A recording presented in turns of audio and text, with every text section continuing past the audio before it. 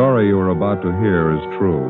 Only the names have been changed to protect the innocent. Fatima Cigarettes, best of all long cigarettes, brings you Dragnet.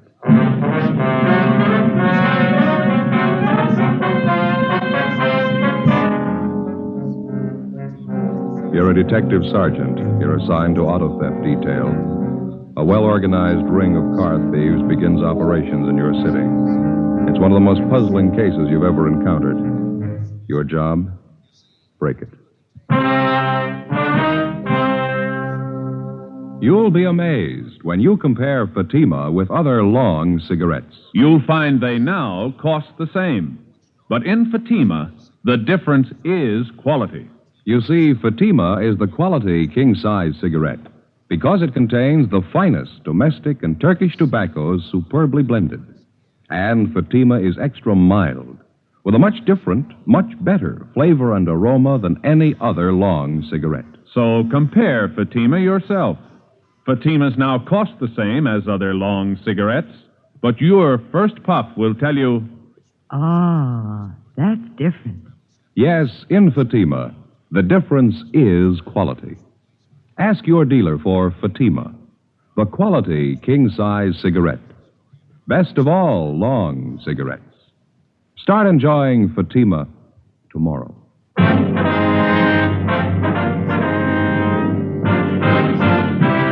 Dragnet, the documented drama of an actual crime.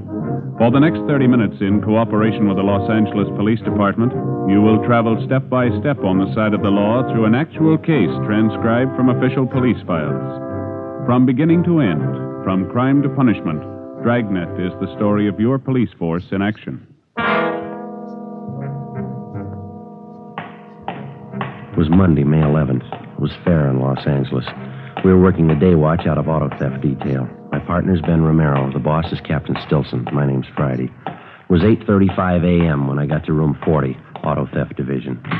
Captain's office. Morning, Friday. Morning. Hi, Joe. Ben? Want to sit down? Thank you. I was just telling Romero here. I'm briefing all the men in the bureau on this thing. That's the reason I called you two in. Yeah? I got some figures here I want to go over with you. All right. As you know, the percentage of all auto theft recoveries is 96 to 98% on the average. That's normally. Yeah? In checking the monthly averages the past 4 months, that percentage has dropped to the low 80s. Quite a drop. Corner Pocket thinks so, too. They want some action on it. Well, we've been working on it. Absolutely no pattern to the thefts. Time, location, the method. Makes it impossible to stake out on it. Yeah, those are some of the reasons our percentage is taking such a dive. I know the problems. We all do, but we got to break this thing soon. Well, it figures we're dealing with a well-organized bunch. They know what they're doing. And cross-checking all the reports, it seems to boil down to this in general. It appears that all the outstanding thefts are GM cars. CADs, Pontiacs, Chevys, Oldsmobiles. All late models, all seem to be in good condition, low-mileage cars. Well, in addition to the regular broadcasts and teletypes, we got out a special bulletin on this, didn't we? That's right. All the thefts were listed, license, make, model, and color. Been sent to all major cities and border patrol stations. Nothing so far.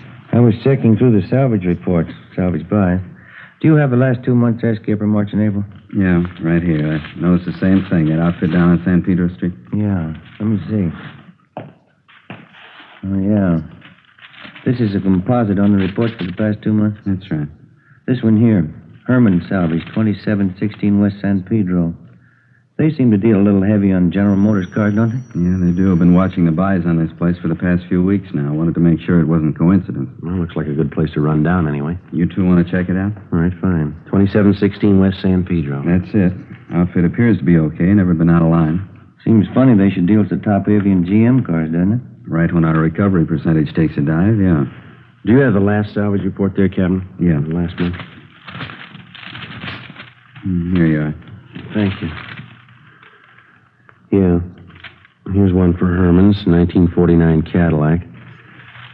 And a little further down, Herman's again, 47 Olds. Yeah. There's 5 GM buys on the list. Herman got 4 out of 5 of them. Let's find out why.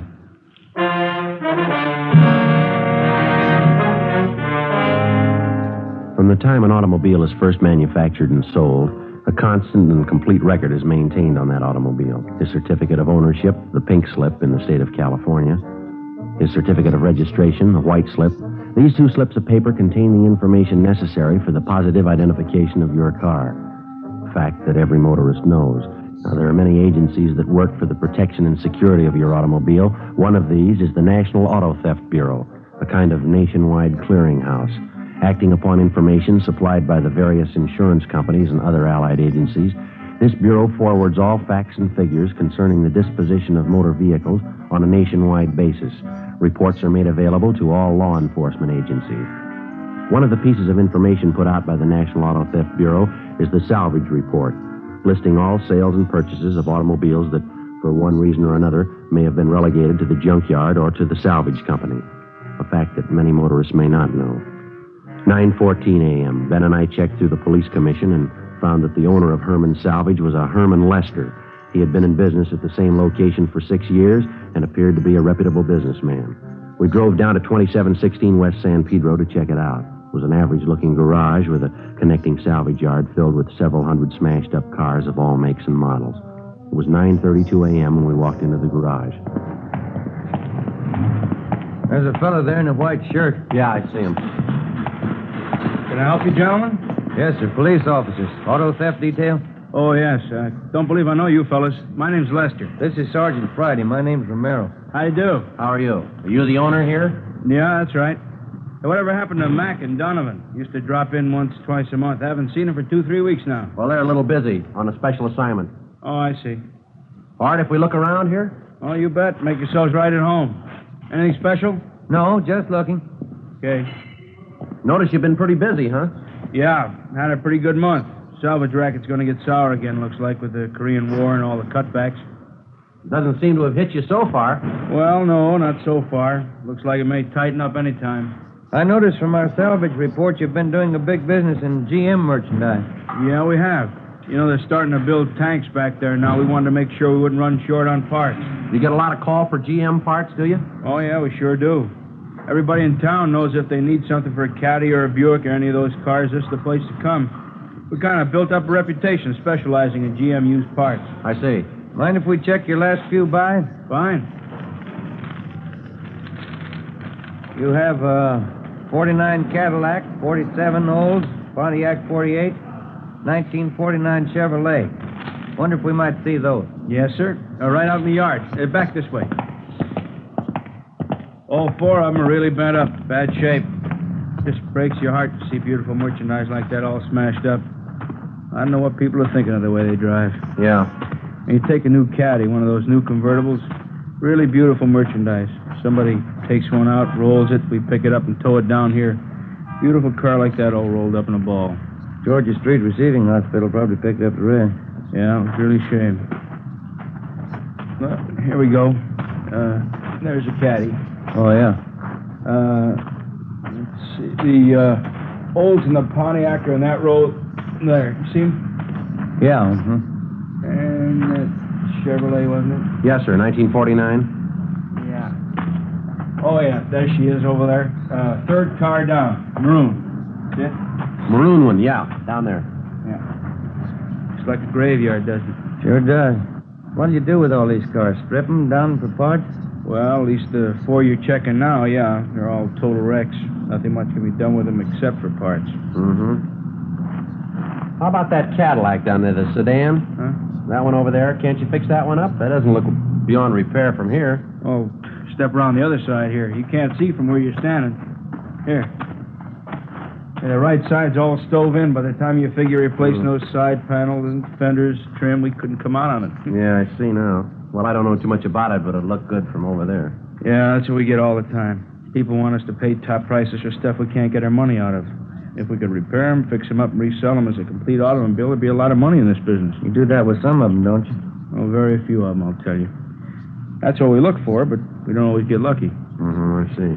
Say, how'd you boys like to see some really beautiful merchandise? What's that? Well, come on back in the shop. All right. Kind of a hobby of mine. Mm-hmm. Here's what keeps us busy. Plates and pink slips on their way up to Sacramento for cancellation. Uh-huh. Yeah, over this way. Here we are. Take a look at this baby. Yeah. Hot rod, huh? No, not exactly. We don't go in for that kid stuff racing around town. Well, sure looks like one. Yeah, but it's a little better than most of the kids can throw together. What'll it do? We clocked her up at Muroc at 112 last weekend. You know, they've been coming in here from all over town to see this car? That's so. Yeah. You ever get up to Muroc Dry Lake? No, I never do, but that's the place for it. Running around town and those things can cause a lot of accidents. Those drag races the kids have? Yeah. We don't go in for that stuff. This is strictly scientific as far as I'm concerned. I like to build them up, see what we can make them do. Cost a lot of money, don't they? Got $5,400 in this one right now. I'm putting more into it. Mallory ignition, milled heads, twin Wakefields. Here, let me start it up for you. Okay. 120 horses under there.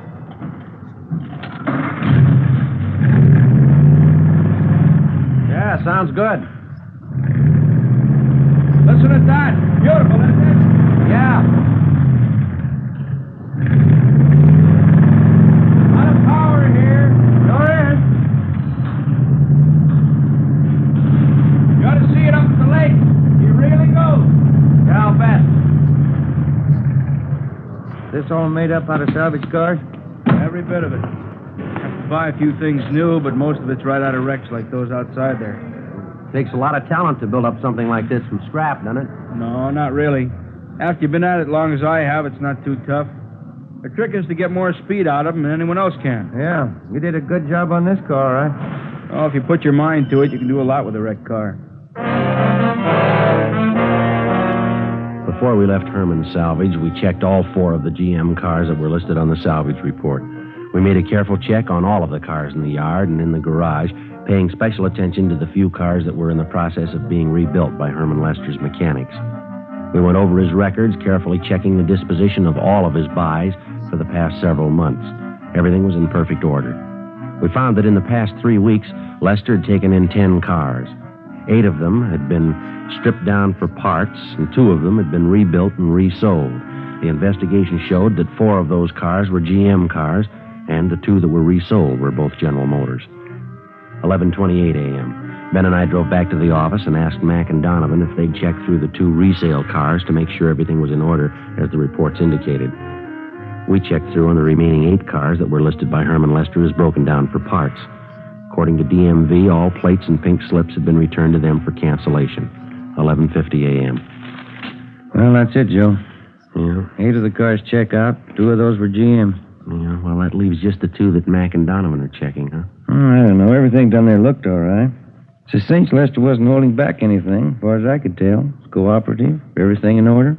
If those 2 that Mac and Donovan are working on check out. I got a hunch they will. Seems to me Lester told us everything. Everything we asked him, anyway. I don't think he held back. If he did, I got an idea who might be able to tell us somebody's been left out in the cold here. What are you getting at? Well, now, if Herman's been able to buy up all those GM cars, what have the other salvage dealers been doing about it? That's a thought. Let's check his competition. 12:40 p.m. We drove back down to West San Pedro Street. We picked out a group of salvage companies in the immediate neighborhood close to Herman's. 3209 West San Pedro, John's Wrecking Yard. We introduced ourselves and started to talk with the owner, a John Bacon. A routine check was made of his establishment, and as far as we could tell, everything appeared to be okay. And that's all you made, huh? Just that one buy? That's it. 1946 Ford. We're dying a slow death. Business pretty bad, huh? Never seen it worse. At least as far as we're concerned. How do you account for that, Mr. Bacon? Oh, everything, I guess. Business bad all over at the moment. Scrap metal situation's in a state of flux at the present time. In looking around, Mr. Bacon, we noticed you don't have much in the way of General Motors stuff.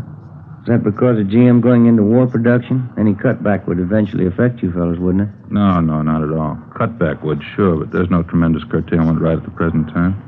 They're still turning out a lot of automobiles back there. Well, then what's your problem? We're being outbid, right up and down the line by the same outfit. Who's that, sir? A company by the name of Herman's Salvage, just up the street there. Go out to buy a piece of merchandise, their boys just won't let us get near it.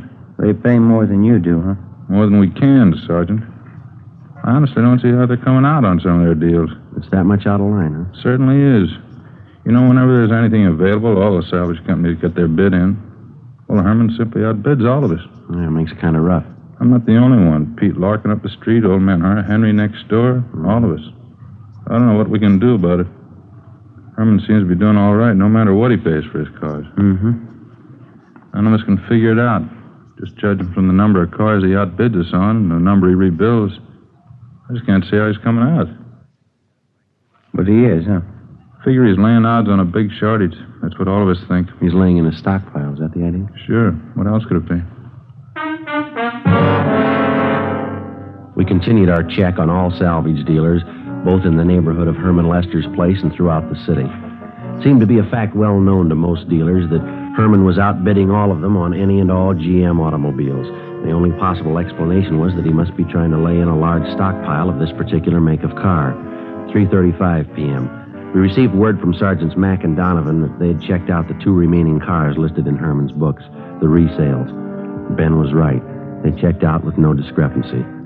During the next 10 days, the investigation continued. The theft of late-model GM cars continued, with few recoveries. Suspects were arrested and questioned.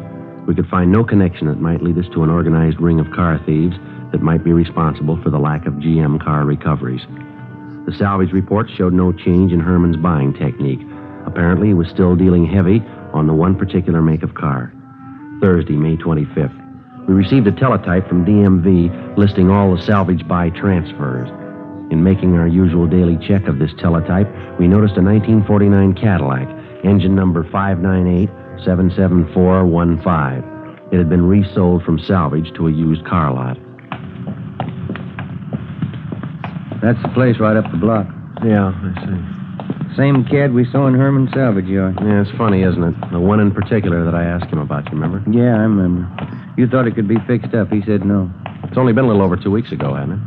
Yeah, that's right. Well, it still doesn't prove anything. Here we are. Jake's. This is the place. Yeah, there's a cad in the front line right down there, huh? Mm-hmm. I don't see anyone around, do you? No, I don't. Well, I guess it's all right to check the engine number anyway. Yeah, I'll get the hood release. Right.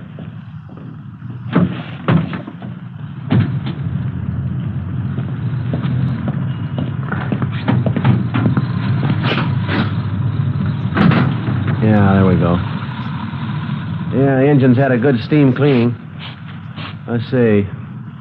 598-77415. That's it. Herman sure did a nice job on it, didn't he? Yeah. Almost looks too good, doesn't it? Yeah, just a minute. Yeah. Body serial doesn't match. Doesn't correspond with the engine model. It's a 49 body. Could be a late 49, but it's a definite switch, isn't it? It sure is. That's funny. Yeah. Look at this right side here. This was the bad side, wasn't it? Yeah, that's right. Does it look like it's been rolled out to you? No, there's no feathering, no orange peel. Either that's the best repaint job I've ever seen, or it's never been in an accident. Yeah. I'll take a look underneath. Huh? Yeah, all right. Okay. Want to move your feet there? Yeah, all right. Anything? No, nothing. There's not a seam or a joint under there. No welding marks of any kind. This car's never been in a smash-up. The engine number checks, the body doesn't. And this is the one Herman couldn't fix up. That's what he said. Maybe he changed his mind. Or he lied.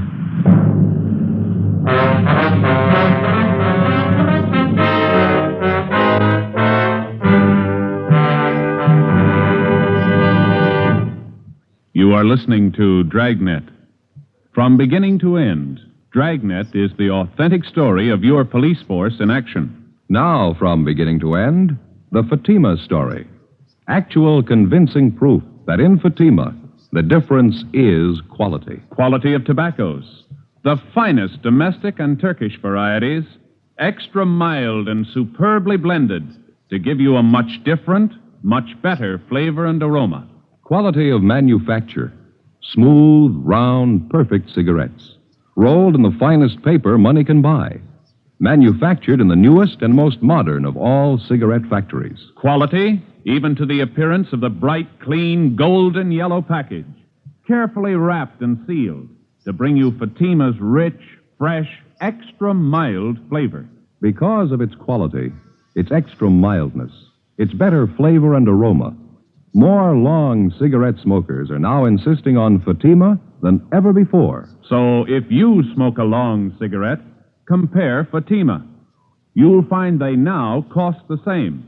But your first puff will tell you Ah, that's different. Yes, in Fatima, the difference is quality. Insist on Fatima. Start enjoying the quality king-size cigarette. Fatima. Best of all long cigarettes.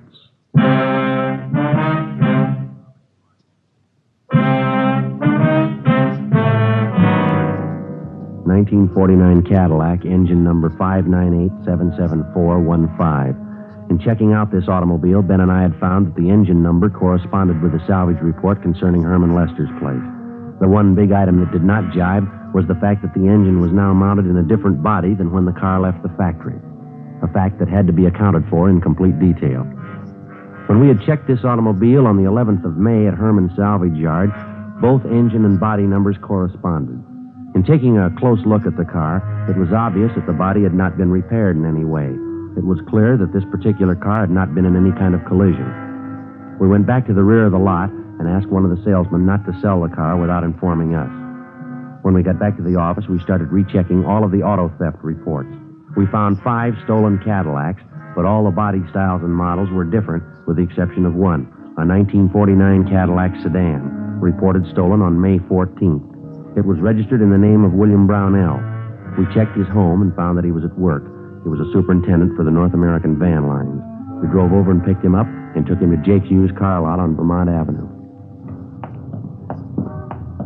This is the car, Mr. Brownell. Mm-hmm. Well, it's just like mine, but I don't think it's the one. Are you sure? For one thing, it's a different color. My car was maroon. You want to step over here, Mr. Brownell? Sure. Now, if you'll look very closely here on the door edging and on the jamb, right here, see?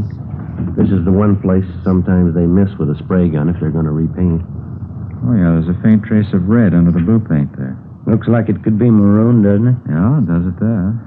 This car's been repainted. It was maroon. Well, mine didn't have these kind of seat covers. Let's see. Same kind of upholstery I had, though, underneath here. I don't know.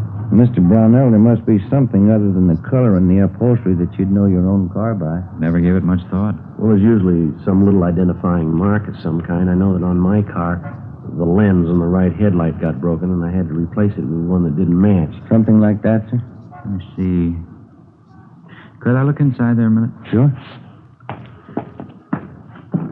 Right here under the speedometer, there was a thumbprint pressed in at the factory. It's pretty deep.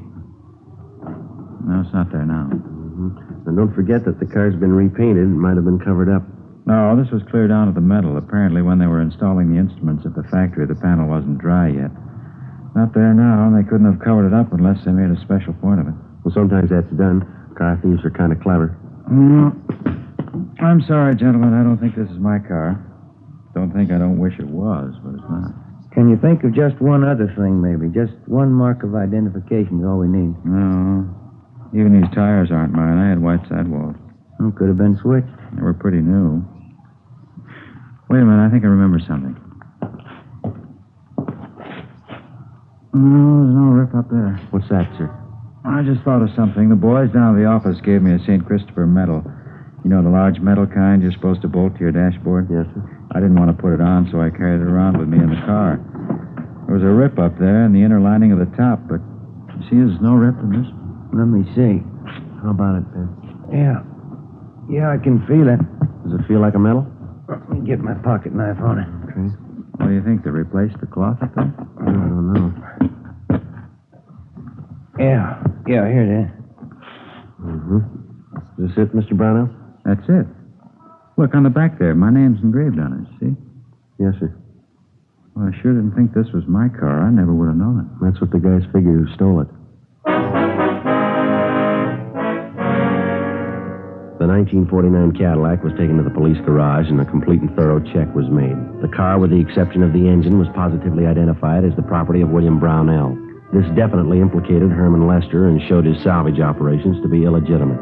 He had obviously been buying one particular make of salvage automobile, outbidding all his competitors to do so. When he would buy a piece of wrecked equipment, an exact duplicate would be stolen to match it. He would then dispose of the engine from the stolen vehicle and replace it with a salvage engine. With this system of operation, Herman Salvage had been enjoying a lucrative business, which accounted for a great percentage of the stolen cars that we hadn't been able to recover. 7:25 p.m., May 25th. We drove out to pick up Herman Lester. His home address was listed as 8625 Wonderland Drive. It was up in the Laurel Canyon district, a heavily wooded section of Los Angeles. Pretty nice place up in there. Yeah, but you can see of it through the trees. Well, let's go.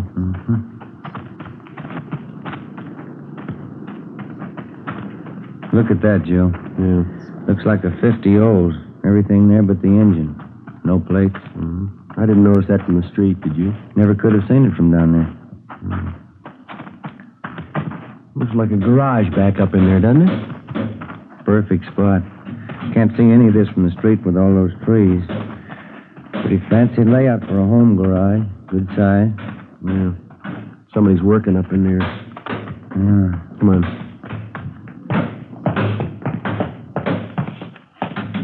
Hi there. Brings you fellas way up here. Want to have a little talk with you? Oh, you bet. Come on in the house. Have a cold beer, huh? No, this will be all right. Joe, you got a hot sheet? Yeah, right here.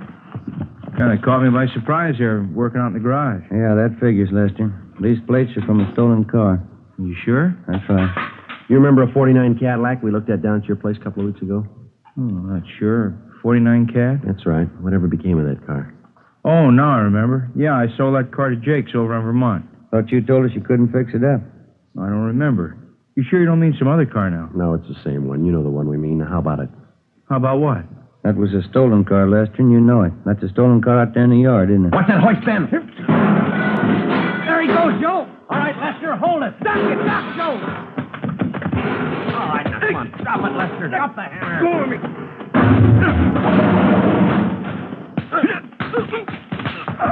All right. I'll get the cuffs, Joe. Come on, get up on your feet. All right, come on. On your feet. Stand still. Rough one, huh? Yeah.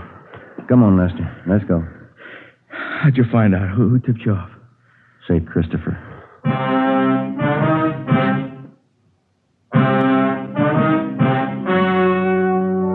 The story you've just heard was true.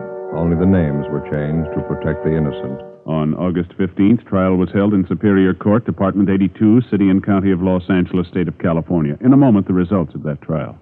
And now, here is our star, Jack Webb. Thank you. Friends, one of the first things a detective learns is that you can't rely on snap judgments or first appearances. You get all the evidence first, and then you arrive at a decision. And that's just as true when it comes to choosing a king-size cigarette. Place a Fatima alongside any other king-size cigarette. Now, side by side, they'll look identical. When you smoke them, you'll find a world of difference. You'll find, as I have, in Fatima, the difference is quality. Quality that gives you extra mildness, a much better flavor and aroma. If you haven't smoked Fatimas yet, buy a pack tomorrow and see if you don't agree. In Fatima, the difference is quality.